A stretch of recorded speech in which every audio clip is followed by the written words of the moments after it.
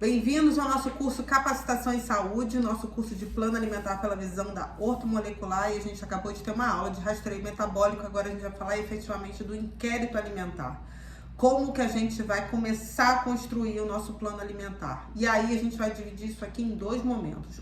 Obviamente eu vou conseguir ser mais assertiva se ele tiver os exames laboratoriais já dos últimos 3 meses, para eu já ter uma fotografia se ele tem algum comprometimento hepático, algum comprometimento pancreático. Isso vai ser determinante para mim, em especial para a prescrição de fitoterápico. Eu sempre faço a revisão e algumas suplementações. Eu primeiro preciso ver os principais órgãos, então se ele tem os exames, a consulta já vai ser, o plano já vai ser mais efetivo.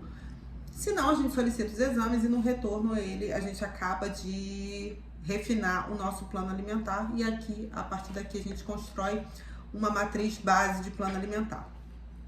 O que vai fazer também diferença é como esse paciente pratica a sua atividade física e se ele pratica. Se ele não pratica, já é a primeira coisa que vocês vão pedir de parceria, porque é sempre uma negociação.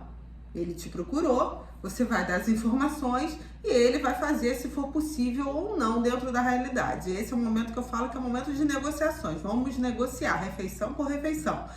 Mas a atividade física é um ponto muito importante. Claro, ele pode estar num momento que ele não consiga fazer atividade física por algum motivo, mas é extremamente importante. A atividade física, o músculo, ele é um órgão endócrino, ele produz um monte de substância, ele produz um monte de sinalizadores, inclusive que modulam epigeneticamente o paciente. Então, nem que seja 15 minutinhos, uma caminhada, ele precisa mexer o corpo e sair daquela inércia. A gente aqui não tá falando de contar caloria, a gente não tá falando de contar grão de arroz, então a gente precisa que os sistemas funcionem. E a atividade física é fundamental. Para a saúde mental já é considerado 60% de importância, ou seja, até mais do que a alimentação.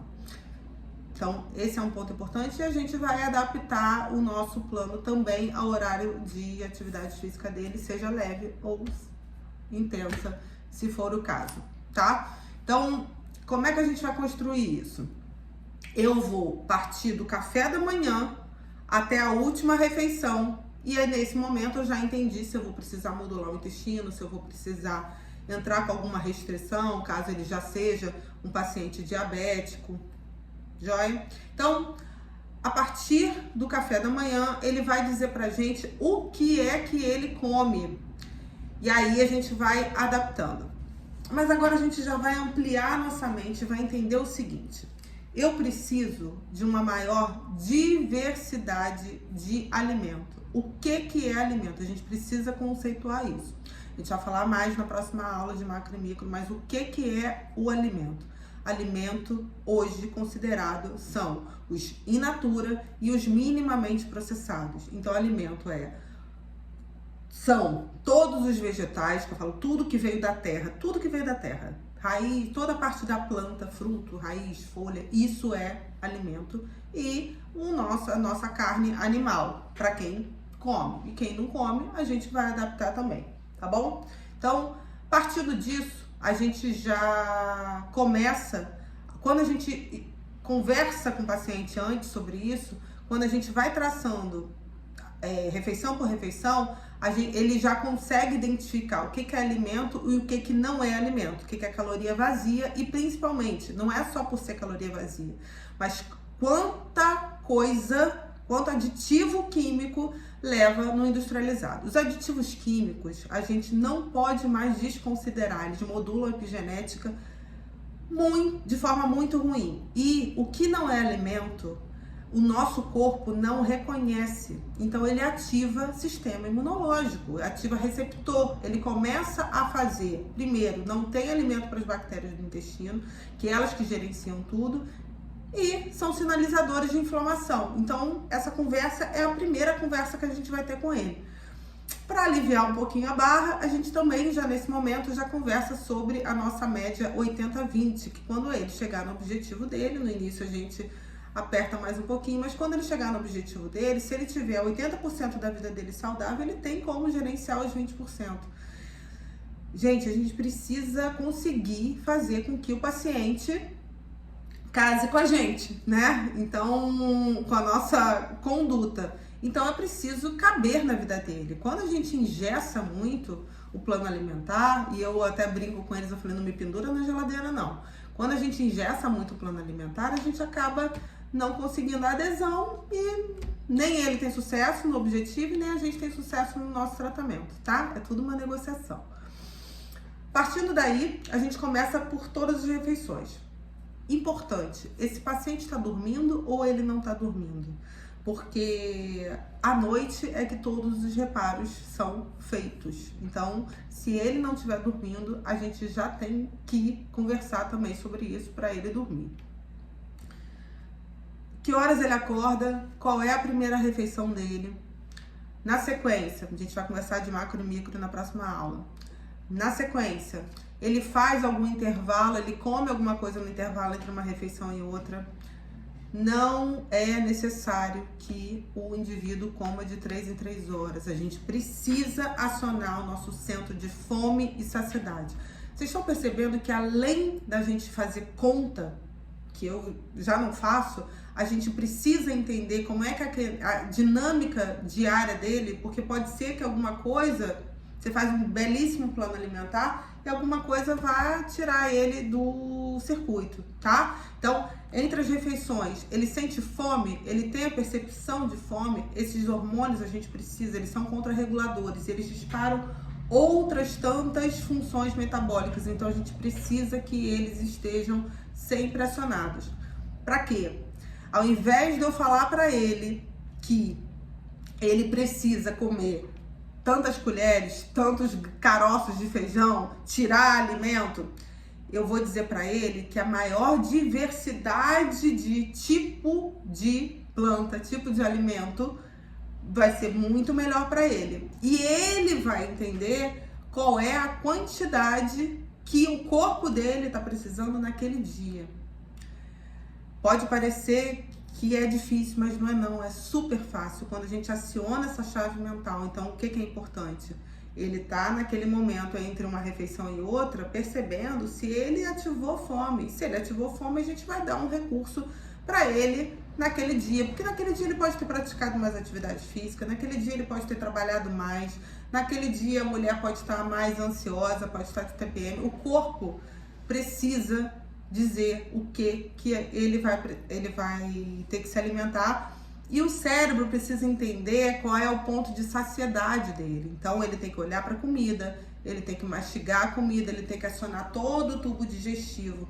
É muito além de você dizer para ele quantas colheres ele tem que comer. E aí você já consegue perceber que a ortomolecular, ela vai olhar o funcionamento fisiológico do corpo e não uma média que a gente tem da sociedade, em números que a gente vai lá na tabela e anota, tá? É muito maior do que isso, porque isso é pra vida, isso não é um período. Ele não tá fazendo dieta, ele não tá fazendo uma restrição alimentar.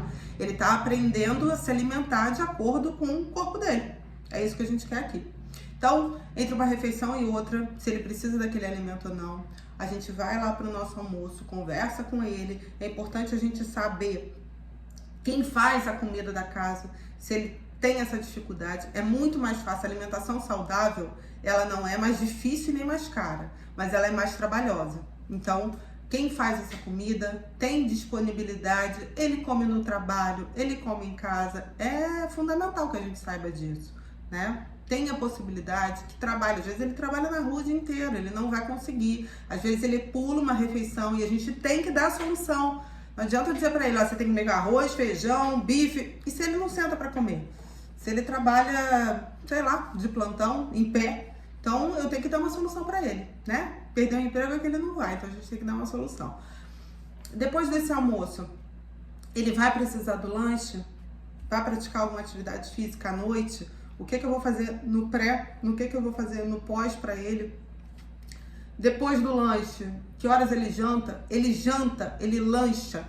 Nesse horário da noite é o horário pior, é unanimidade, todo mundo tem mais fome a partir de 5 horas, justamente porque a gente começa a produzir melatonina, a gente começa a entrar na nossa chave hormonal noturna.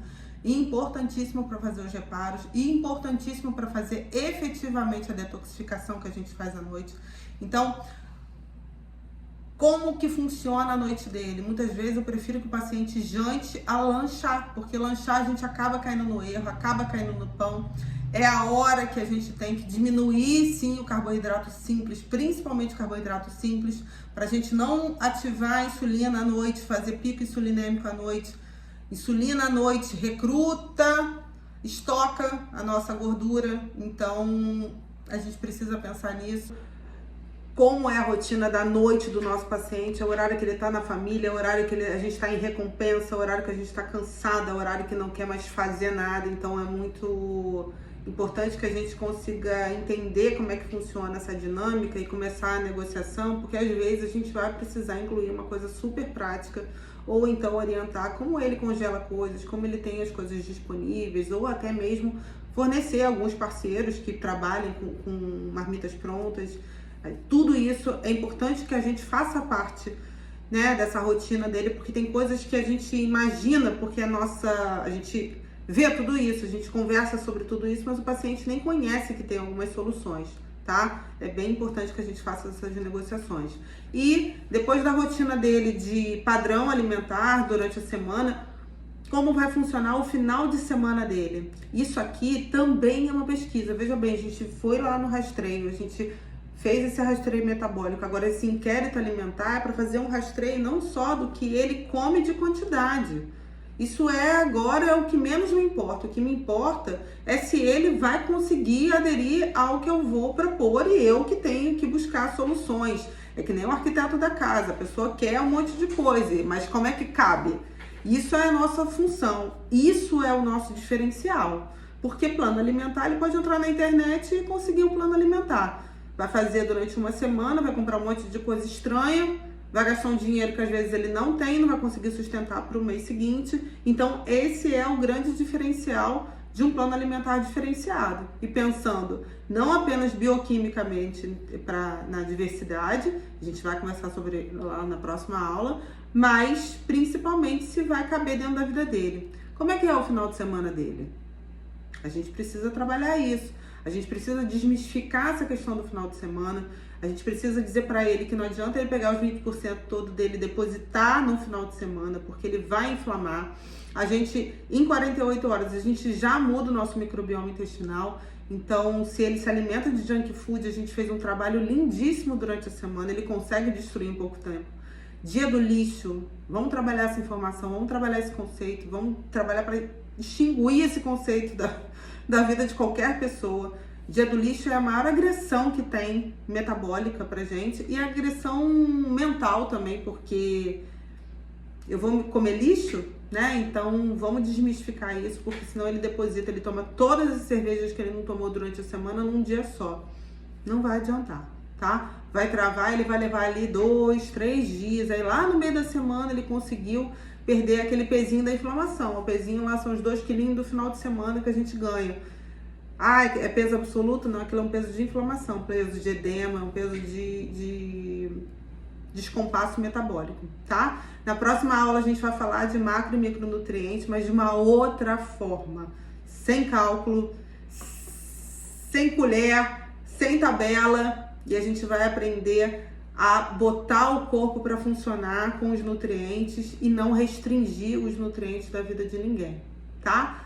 Aguardo vocês na próxima aula. Qualquer dúvida deixa aqui nos comentários ou então entre em contato com o nosso apoio.